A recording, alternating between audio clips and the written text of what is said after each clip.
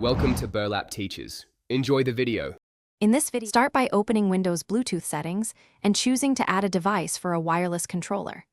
Put each Joy-Con into pairing mode by holding SL and SR together until the lights flash. Once the Joy-Con shows as a Bluetooth HID device, pair it and repeat for the other side. Keep only necessary controllers connected to reduce confusion. After pairing, open Yuzu and assign each Joy-Con to the correct player slot.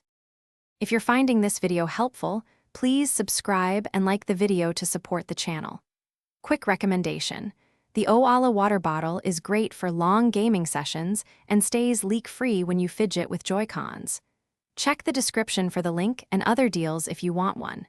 It's a small change that keeps you focused and comfortable. Now let's get back to the video. In Yuzu, go to Emulation, then Configure, and open the Controls tab to set up your Joy-Cons. Choose whether you want single Joy-Con per player or use both as a single controller, then assign buttons and analog sticks to match switch input. Use the input tester to verify each button press and stick movement registers correctly.